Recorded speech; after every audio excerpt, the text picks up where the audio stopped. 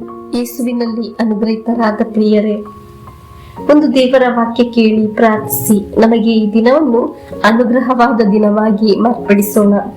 ನಮಗೆ ಪ್ರಾರ್ಥಿಸೋಣ.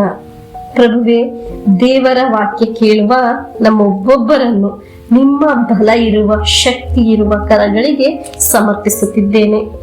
ದೇವರ ವಾಕ್ಯ ಕೇಳುವ ಇವರಿಗಾಗಿ, ಇವರ ಕುಟುಂಬಕ್ಕಾಗಿ ಪ್ರಾರ್ಥಿಸುತ್ತೇನೆ.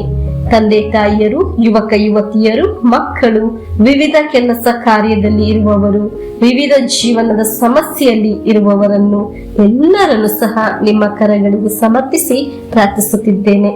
ನಿರೀಕ್ಷೆಯಿಂದ, ಪ್ರಾರ್ಥನೆಯಿಂದ ನಮಗೆ ಇಂದಿನ ದೇವರ ವಾಕ್ಯವನ್ನು ಆಲಿಸೋಣ. ದೇವರು ನಮಗೆ ಸಹಾಯ ಮಾಡಲಿ.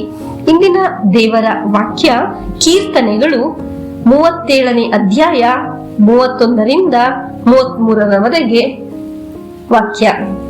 ವಾಕ್ಯ ಇಂತಿದೆ, ಆಲಿಸೋಣ. ಅವನ ಎದೆಯಲ್ಲಿದೆ ದೇವರ ನಿಯಮ, ನೆಲೆ ತಪ್ಪದು ಅವನ ನಡತೆಯ ಕ್ರಮ. ದುಷ್ಟನಿಟ್ಟಿರುವನು ಕಣ್ಣನ್ನು ಸಜ್ಜನರ ಮೇಲೆ, ಒಂಚು ಹಾಕಿ ನೋಡುತ್ತಿಹನು ಮಾಡಲವರ ಕೊಲೆ. ಪ್ರಭು ಬಿಡನವನನ್ನು ದುಷ್ಟ ಶಕ್ತಿಯ ವಶಕ್ಕೆ, ಗುರಿಪಡಿಸನು ನ್ಯಾಯಸ್ಥಾನದ ಶಿಕ್ಷೆಗೆ. ದೇವರ ವಾಕ್ಯ ಸ್ವೀಕರಿಸುವವರನ್ನು ಒಂದು ಸಲವೂ ಸಹ ಯಾವುದೇ ಸ್ಥಳದಲ್ಲಿ ಬಿದ್ದು ಹೋಗಲು, ಸೋತು ಹೋಗಲು, ಸಿಕ್ಕಿ ಹಾಕಿಕೊಳ್ಳಲು ದೇವರು ಬಿಡುವುದಿಲ್ಲ. ಕಾರಣ ಅವನ ಜೀವನವನ್ನು ದೇವರು ನಿಯಂತ್ರಿಸುತ್ತಿರುವುದು, ಅವನನ್ನು ದೇವರು ನಡೆಸುತ್ತಿರುವುದು. ಅದಕ್ಕಿಂತ ಎಂತ ಭಾಗ್ಯ ಬೇಕು ಪ್ರಿಯರೇ. ಹಲ್ಲೆಲೂಯಾ.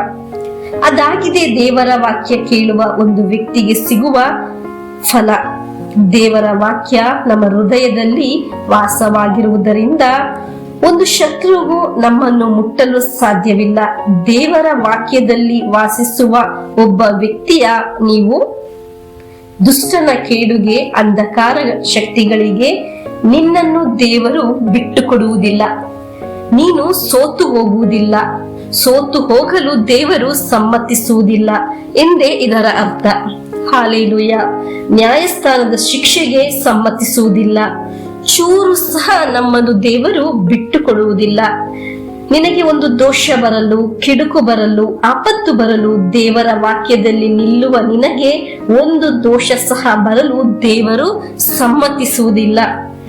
ಅದು ಬರುವ ದಾರಿಯಲ್ಲಿ ದೇವರು ತಡೆದು ನಿಲ್ಲುತ್ತಾರೆ. ಹಲ್ಲೆಲೂಯಾ. ವಿಶ್ವಾಸಿಸೋಣ ಪ್ರಿಯರೇ. ಪವಿತ್ರ ಗ್ರಂಥದಲ್ಲಿ ಬರೆದ ಹಾಗೆ ನಿಮ್ಮ ಮೇಲೆ ಎರಗುವ ಶತ್ರುಗಳು ನಿಮ್ಮಿಂದ ಸೋತು ಹೋಗುವಂತೆ ಸರ್ವೇಶ್ವರ ಮಾಡುವರು. ಅವರು ಒಂದೇ ದಾರಿಯಿಂದ ನಿಮ್ಮ ಮೇಲೆ ಬಂದರೂ 7 ದಾರಿಗಳಿಂದ ಓಡಿ ಹೋಗುವರು. ಹಾಗಾದರೆ ನಿಮ್ಮ ಆತ್ಮದಲ್ಲಿ, ನಿಮ್ಮ ಮಕ್ಕಳಲ್ಲಿ ವಾಸಿಸುವ ದೇವರ ವಾಕ್ಯ ಎಲ್ಲಾ ವಿಧದ ಶತ್ರುಗಳಿಂದ ನಿಮ್ಮನ್ನು ಸಂರಕ್ಷಿಸುತ್ತದೆ.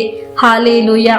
ಹಬ್ಬಗಳು ಬರಬಹುದು, ನೀವು ಬ್ಯುಸಿ ಇರಬಹುದು, ಆದರೂ ಒಂದೊಂದು ದಿನವೂ ದೇವರ ವಾಕ್ಯವನ್ನು ಕೇಳುವುದನ್ನು ತಪ್ಪಿಸಬಾರದು.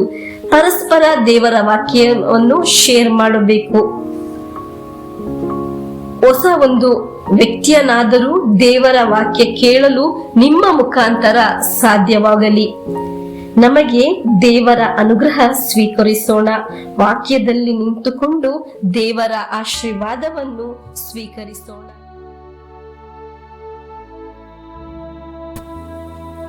ನಮ್ಮ ಪ್ರಭು ಯೇಸುಕ್ರಿಸ್ತರ ವರಪ್ರಸಾದವು, ದೇವರ ಪ್ರೀತಿಯು, ಪವಿತ್ರಾತ್ಮರ ಅನ್ಯೋನ್ಯತೆಯು ನಮ್ಮೊಡನೆ ಇರಲಿ.